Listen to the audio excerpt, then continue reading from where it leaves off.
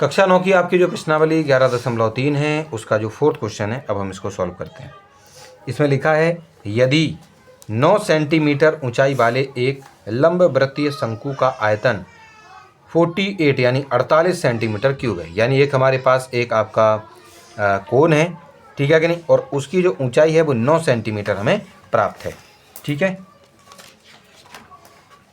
चलो हम यहाँ पर बना देते हैं आपकी उस शंकु को। चलो, तो इस शंकु को जब हम बनाएंगे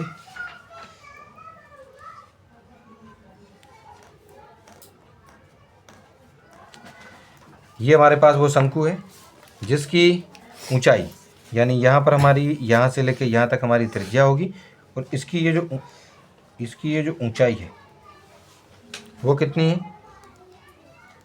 9 सेंटीमीटर है।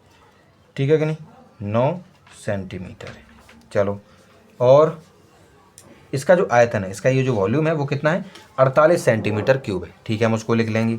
तो इसमें निकालना क्या है इसका, तो इसके आधार का व्यास, अब ध्यान दीजिएगा, शब्दों पर ध्यान देना है, आपको व्यास निकालना है।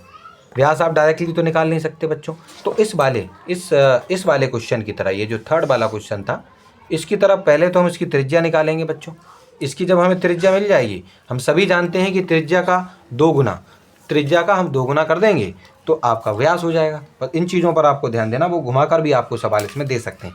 बिल्कुल उन्होंने ये नहीं कहा कि आप त्रिज्या निकालिए, उन्होंने सीधा आपसे कहा है व्यास निकालो। तो ये तो आपको सोचना है कि आपको पहले त्रिज्या निकालनी पड़ेगी, उसके बाद ही व्यास निकाल पाएंगे। ठीक है कि नहीं। चलो, तो हम क्या करते हैं, जो जो चीज़ें हमें इसमें दी गई थी पहले हम उनको लिख लेते हैं। दिया गया है, गिवन है, शंकु की जो ऊंचाई थी यानी हाइट ऑफ कॉन 9 सेंटीमीटर थी, ये हमें 9 सेंटीमीटर दी गई थी, और जो उसका आयतन था यानी जो वॉल्यूम था वो था 48 पाई सेंटीमीटर क्यूब। ठीक है, चलो, तो आयतन यानी वॉल्यूम का जो फॉर्मूला होता है हम उसको लिख लेंगे 1/3 गुणा पाई आर स्क्वायर एच। ठीक है कि नहीं। चलो, बराबर में 48 सेंटीमीटर क्यूब था, वही लिख दिया हमने।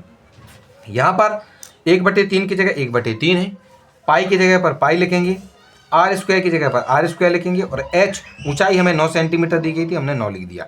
3 से हमने 9 को कट कर दिया, आपका 3 बचा रहेगा, बराबर में 48 सेंटीमीटर क्यूब है आपका। ठीक है कि नहीं। चलो, बाद में हम क्या करेंगे, अब हमने इस पाई की जगह वैल्यू क्यों नहीं रखी, क्यों, क्योंकि सामने भी पाई है और यहाँ पर ये गुणा में जब ये नीचे पहुँचेगा ना तो ऑटोमेटिक पाई से पाई को काट देना, इसलिए हम पाई की वैल्यू को नहीं लिख रहे हैं। ठीक है कि नहीं। अब यहाँ 3 था, यहाँ क्या क्या बचा रह गया, 3 बचा रह गया, 3 लिखा, गुणा में पाई था, पाई लिखा, गुणा में आर स्क्वायर था, हमने आर स्क्वायर लिखा, और बराबर में आपका 48 पाई यहाँ पर हमें पहले से ही दे रखा था। ठीक है कि नहीं। बाद में हम क्या करेंगे, 3 पाई, इस 3 पाई को हम इस 48 पाई के जो है भाग में लेकर इसको आ जाएंगे पक्षांतर करके। तो यहाँ देख लीजिए, वहाँ आर स्क्वायर बचा रहेगा केवल, और बराबर में जो 48 पाई था उसके भाग में 3 गुणा पाई हमारा आ चुका है। पाई से पाई आपका कट जाएगा, और 3 से 48 को आप काटेंगे 16 आएगा, यानी आर स्क्वायर की जगह क्या बचेगा, 16। हमने लिख दिया आर स्क्वायर बराबर 16। आर निकालना है तो आप स्क्वायर हटा दीजिए यहाँ से, और जो 16 है उस पर वर्गमूल यानी रूट लगा देंगे। इसको जब आप सॉल्व करेंगे तो आर के स्थान पर आपका 4 आ जाएगा।